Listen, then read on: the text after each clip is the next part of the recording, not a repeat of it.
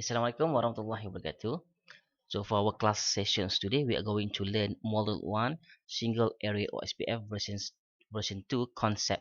So let's start with the module objective. So the first module objective is describe the basics, features and characteristics. And then we are going to learn about OSPF packet types. And last is about how single area OSPF operates. Okay, then so let's move to the first sections, OSPF features and characteristics. So previously we know that RIP, routing information protocol, using distance vector. Okay, so in OSPF it will use links link state protocol. Okay, so in RIP it provide fast convergence. Okay, fast convergence. So OSPF was developed as an alternative for the distant vector routing protocol that has the significant advantage, which is uh, in RIP it provide fast convergence. In OSPF it will provide faster faster convergence, more fast than RIP, and also scales to a larger network. So means that in OSPF it can be implemented in more large network. Okay. Okay, next is about introductions to OSPF. As we know that OSPF is link state routing protocol, and in OSPF it will use the concept of areas. Okay, areas. For example, one router connected into another router and connected into another router. So all of these three routers, for example, will be allocated within the same area. For example, area 0. So this is what we call single area. So the OSPF message from router 1, for example, when travel across when they are discovering their network, their neighboring routers, and pass all the OSPF message to all the routers within the same areas only. It will not involve into another area. For example, we have another area here. So area 1, for example, router number 4, router number 5, and router number 6. So the OSPF message will be not travel across the different area. Okay, so all the communication within the routers 1, router 2, and router 3 only involve within the same areas. Okay, so let's say the router number 2 has the connectivity to the router number 4 in the different areas. So this router number 2 and router number 4 will communicate to each other. So this is what we call as boundary router. Okay, area border router. So these two routers will be used to communicate to each other. Okay, so next, the components of OSPF. Okay, as we know that routing protocol message used to exchange the route information. Okay, same as RIP, ERGRP. All the routers need to exchange the message, exchange the informations about their router to their neighboring routers, include all the routers inside the network. Okay, so this message will help to build data structure which are then processed using a router algorithm. So in OSPF it will have database, okay, that will store all the informations about the routings. Okay, so next we move to the components of OSPF. Okay, routers running OSPF exchange message to convey routing informations will using 5 types of packets. Okay, so ada 5 paket kat sini yang digunakan untuk send the OSPF message. So this packet is OSPF message. So there are 5 type of packets inside the message. We will travel from one router to another router to the neighboring router. So the first is hello packets. Okay, first is hello packets. Hello packets will be used to discover the neighboring routers and build agency between them. Okay, so that is the first packet message yang kita hantar tu. Kalau satu router 1 send the message to router B, but message yang dihantar tu adalah hello packets, jenis paket hello packet. Sebenarnya apa yang dia buat adalah dia cuba untuk establish the connections between neighboring routers and create agencies between them. So that is the first component of OSPF, send the hello packets. Okay, so the second types of packet is database description packet. So this one we call as DBD. Okay, database description packets, DBD. Okay, so these packets will be sent out from the routers to check for database synchronizations between the routers. So let's say router number 1 will have the database of will contain all the informations about the routings, and then it will send to synchronize with others routers database to make sure that all the routers will have the same path to the roots. Okay, saya tak nak bagi ada macam berbeza lah from one router to another router. So that's why they need to have synchronizations between the database. Okay, and then the third packets is link state request packet. So this packet will request specific link state records from router to router. So apa yang dia buat adalah dia minta specific request. Let's say dia perlukan some informations from the router, so dia akan request lah by using this type of packet. So dia akan hantar packet LSR. Okay, so yang ketiga ni adalah LSR. Okay, link state request. And then the packet number 4 is link state update packets, also known as LSU, link state update packets, send specifically requested to link state records. And last is link state acknowledgement. Okay, so dia akan ada ACK lah, link state acknowledgement. So LSA ACK kan. So link state acknowledgements to provide acknowledgements of the other packets type. So kalau dia hantar berlakunya pertukaran, the exchange between both routers, so dia kena acknowledge lah kata dia dah dapat packets tu. Okay, so next is about the components of OSPF database. As we know that message, OSPF will create a message and then send between the routers. So this OSPF message are used to create and maintain OSPF database. Itu je. Sebelum dia hantar message tadi tu, banyak jenis message yang hantar.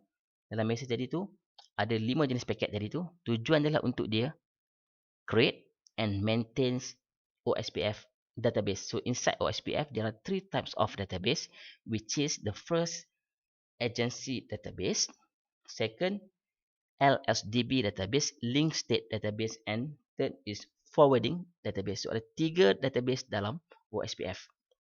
Okay, so let's look into the first database, agencies database. Okay, so agencies database basically will list all neighbors router. Okay, so apa yang berlaku dekat agency database ni, dia akan ada maklumat tentang all neighbors. Okay, neighbors. Okay, neighbors routers. Dia akan ada maklumat tentang neighbor jiran lah. So neighboring routers. Okay, so inside agencies database, it will save all the information inside table. Okay, semua database mesti ada table masing-masing lah. So for agency database, it will store this information inside, dia akan simpan dalam neighbors. Okay, neighbors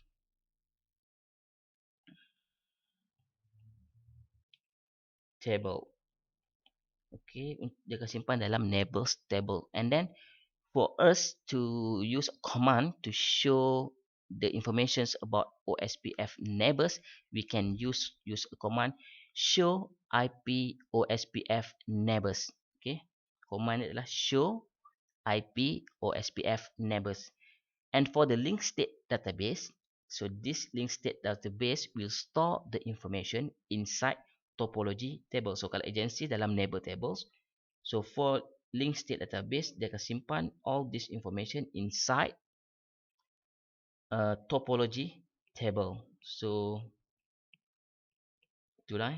And then for the command, okay, before the commands, this link state database will list all the informations about all others routers in the network. Kalau agencies tadi hanya neighboring routers, for link state dia akan ada database tu akan simpan maklumat tentang keseluruhan router dalam network. Semua router ada. Okay. So dia akan simpan dalam topology table, and we can use a command show IP OSPF database command. Okay. So command adalah show IP OSPF database. Okay, let me write down here. Show IP OSPF database. Okay, so this is the command for link state database. Kalau kita nak panggil lah, kita nak tengok. So kalau agency tadi show IP OSPF neighbors. Kalau kat sini tadi show IP OSPF neighbors. NEI. Okay, and then the last is forwarding database. So forwarding database will be stored inside routing table. So yang ni common je lah. Dia akan simpan dalam routing table. And then this forwarding database will list of routes generated when an algorithm is run on the link state database. So dalam routing table ni dia akan simpan maklumat yang we call as the best path. Dia akan simpan maklumat yang dia dah generate based on the algorithm. So dia akan simpan lah. Kalau dalam routing tu dia akan bagi tahu kita, they contains all the informations on how and where to send packets to the routers. Okay, so yang ni you can use command exactly the same not the same command exactly, it's the most usable command inside when we do routings. We need to use this command show IP route.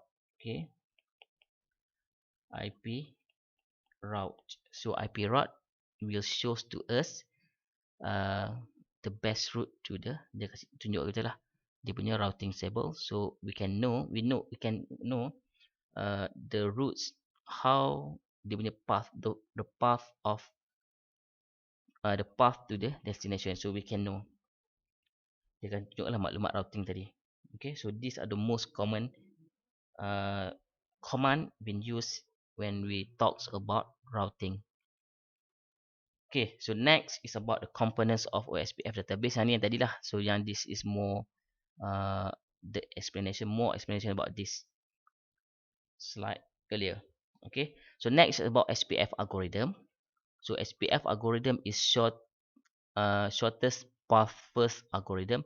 So setiap routing protocol will have their own algorithm to calculate the best route. So for example, in OSPF, it use Dijkstra algorithm to calculate the best route. Okay, so in this SPF algorithm, it will build a topology table by using the result of calculations.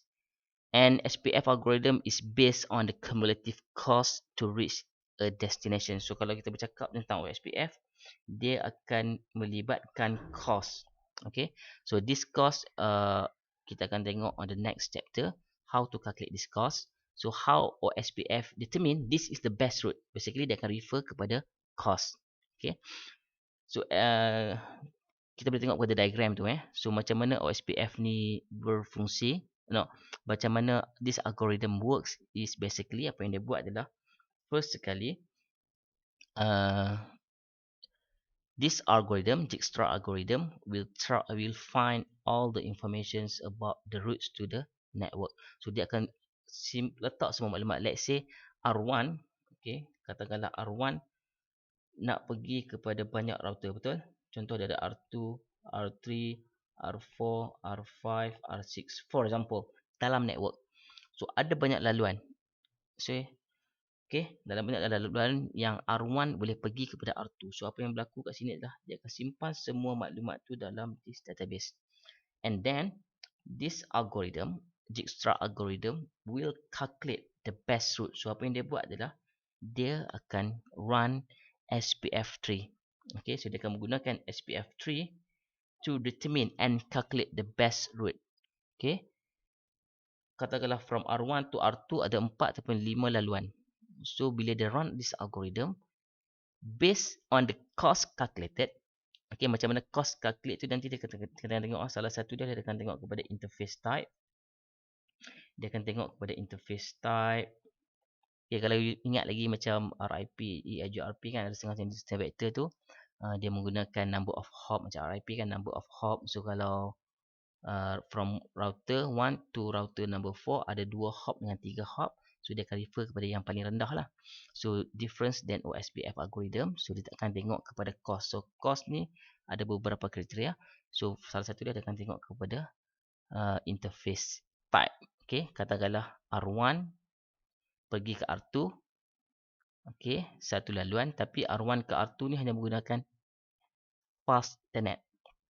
Okay, tetapi R1 kepada R3 and then kepada R2. So dia lagi panjang. R1, R3, R2. Tapi link yang digunakan tu adalah gigabit internet. So cost lagi rendah for example. Okay, walaupun R1, R2 directly connected. Tapi dia akan menggunakan link yang lagi laju lah. So salah satu algorithm ni bila dia nak calculate dia akan refer kepada cost. Salah satu dia akan tengok kepada interface type ni. Okay, so these are the things that inside